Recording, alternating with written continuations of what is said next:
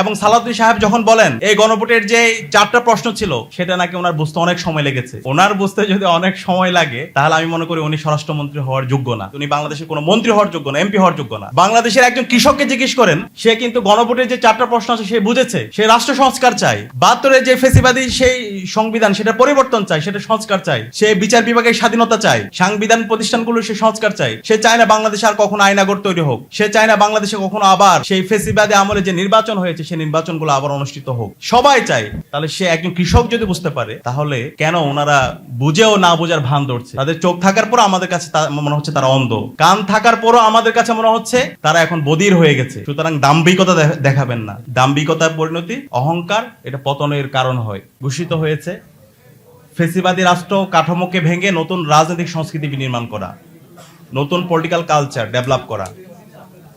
গত 16 বছরে আমরা যে ফেসিবাদী কাঠামোর মধ্য দিয়ে গিয়েছিলাম, আমাদের যে ফেসিবাদী যে সংবিধান ছিল সেই সংবিধান আমাদের গুম খুন আইনাগরের বৈধতা দিয়েছে। সেই সংবিধান আমাদের বিচারিক হত্যাকাণ্ড এবং বিচার বহির্ভূত হত্যাকাণ্ডের বৈধতা দিয়েছে। সেই সংবিধান আমাদের ক্যাম্পাসগুলোতে শিক্ষার্থীদের উপর নির্যাতন নিপীড়নের বৈধতা দিয়েছে। ইসলামী ছাত্র শিবিরের উপর ইতিহাসের বর্বরচিত হামলা মামলার বৈধতা দিয়েছে। ডিহিউম্যানাইজ অবস্থায় যে ইসলামী ছাত্র শিবির ছিল সেটার বৈধতা দিয়েছে এবং সেটা নিয়ে সবাই সেলিব্রেশন করেছে, সেটার সবাই উল্লাস করেছে। এই গুম খুন আইনাগর এবং অবৈধ নির্বাচন, যে 3টি নির্বাচন সংগঠিত হয়েছে, সেই নির্বাচন এবং যে ফেসিবাদী শাসন ব্যবস্থা, সেই ফেসিবাদী শাসন ব্যবস্থার বিরুদ্ধে যেই সম্মিলিত গণবিদ্রোহ তৈরি হয়েছে সেটা ছিল 24-এর ছাত্র জনতার গণবিপ্লব। সেই বিপ্লবে আমাদের শহীদরা আমাদেরকে রাস্তা দেখিয়েছে। 2000 ভাই বোন শহীদ হয়েছে, 40,000 ভাই বোন তারা পঙ্গু হয়েছে। তাদের আত্মত্যাগের মাধ্যমে আজকে আমরা নতুন বাংলাদেশ পেয়েছি। এই জুলাই বিপ্লব পরবর্তী আমাদের যে মূল আকাঙ্ক্ষা ছিল, সে আকাঙ্ক্ষা হচ্ছে একটা নতুন রাজনৈতিক সংস্কৃতি বিনির্মাণ করা, আমাদের এই রাষ্ট্রকে নতুনভাবে পুনর্গঠন করা এবং 72-এর যে ফেসিবাদী সংবিধান আছে সেই সংবিধানের সংস্কার করা। এবং সেটার জন্য ওই সময়ে আপনারা জানেন ঐকমত্য কমিশন গঠিত হয়েছে এবং তারও আগে 11টি কমিশন গঠিত হয়েছে যারা সুপারিশ দিয়েছে এবং সেই সুপারিশের উপর ভিত্তি করে ঐকমত্য কমিশনের সকল রাজনৈতিক দলগুলো তারা গিয়েছে, তারা মতামত দিয়েছে। সে মতামতের উপর ভিত্তি করে জুলাই জাতীয় সনদ হয়েছে এবং জুলাই জাতীয় সনদের এটা বাস্তবায়ন করার জন্য জুলাই জাতীয় সনদ বাস্তবায়ন আদেশ হয়েছে এবং এই বাস্তবায়ন আদেশ সেটার আইনি ভিত্তি দেওয়ার জন্য গণভোট অধ্যাদেশ হয়েছে, গণভোট হয়েছে এবং গণভোটে 70% মানুষ তারা গণরায় দিয়েছে রাষ্ট্র সংস্কারের পক্ষে।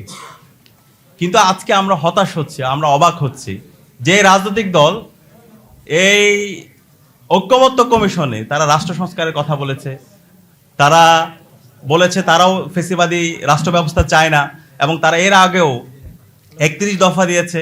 সে 31 দফায় প্রথম দফায় তারা বলেছে তারা সংবিধান সংস্কার পরিষদ করবে, তারা বিচার বিভাগের স্বাধীনতা দিবে, তারা সাংবিধানিক যে প্রতিষ্ঠানগুলো আছে সেই প্রতিষ্ঠানগুলোর তারা স্বাধীনতা দিবে। কিন্তু আজকে আমরা তাদের দ্বিচারিতামূলক রাজনীতি দেখতে পাচ্ছি, আমরা তাদের প্রতারণার রাজনীতি দেখতে পাচ্ছি, যেটা আমরা বিগত সময়ে তাদের প্রতিষ্ঠার পর থেকে আমরা সেই রাজনীতি দেখতে পেয়েছি। আমরা মনে করেছিলাম এই জুলাই বিপ্লবের মাধ্যমে তাদের সংশোধন হবে, এই জুলাই বিপ্লবের মাধ্যমে তারা ইতিহাস থেকে শিক্ষা নেবে, কিন্তু আমরা তাদের ইতিহাসের যে অন্যতম একটা শিক্ষা হচ্ছে ইতিহাস থেকে কেউ শিক্ষা নেয় না। সেই প্রতারণার রাজনীতি, সেই প্রবঞ্চনার রাজনীতি, সেই চলচাতুরের রাজনীতি আমরা আবার দেখতে পাচ্ছি। সুতরাং আমরা ছাত্র জনতার পক্ষ থেকে বলতে চাই, আপনাদের এখনো সময় আছে, আপনারা সংশোধন হন।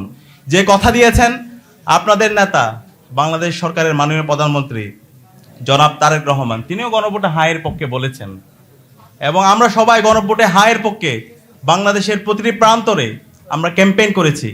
এবং সালাউদ্দিন সাহেব যখন বলেন এই গণভোটের যে 4টা প্রশ্ন ছিল সেটা নাকি ওনার বুঝতে অনেক সময় লেগেছে, ওনার বুঝতে যদি অনেক সময় লাগে তাহলে আমি মনে করি উনি স্বরাষ্ট্রমন্ত্রী হওয়ার যোগ্য না, উনি বাংলাদেশের কোনো মন্ত্রী হওয়ার যোগ্য না, এমপি হওয়ার যোগ্য না।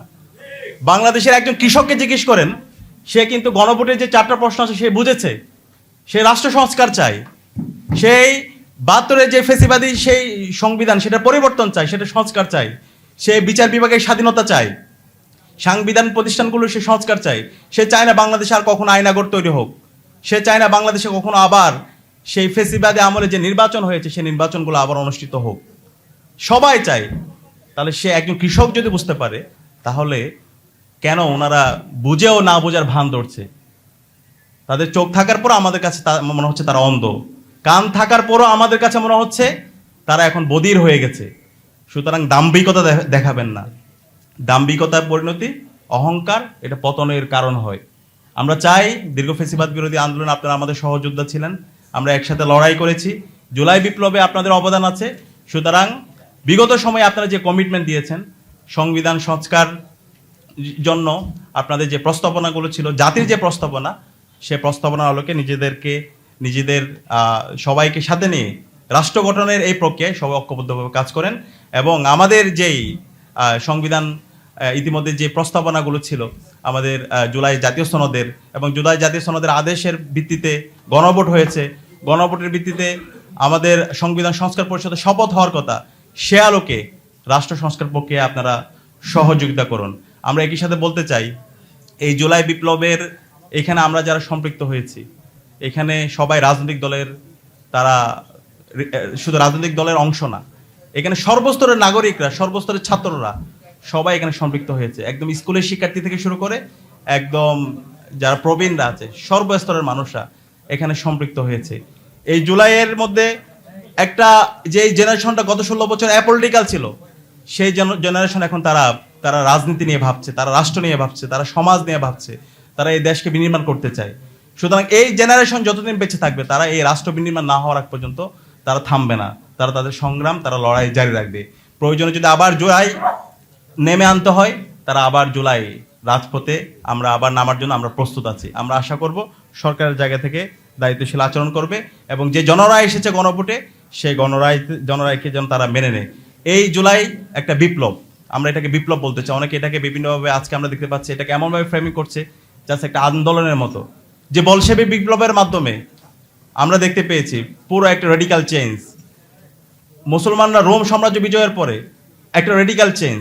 আমরা চাই এই জুলাই বিপ্লবের মাধ্যমে বাংলাদেশের সামগ্রিক জায়গায় আমাদের বিচার বিভাগ, আমাদের সংবিধান, আমাদের রাষ্ট্র ব্যবস্থা এবং সব জায়গায় আমূল পরিবর্তন আসবে। এবং সে জায়গায় জুলাই সনদের যে আইনি ভিত্তি, জুলাই সনদের যে আদেশ, সে আদেশ বাস্তবায়ন হবে, এবং সে ভিত্তিতে একটি ইনসাফ ভিত্তিক বাংলাদেশ, শহীদদের আকাঙ্ক্ষার আলোকে বাংলাদেশ বিনির্মাণ হবে।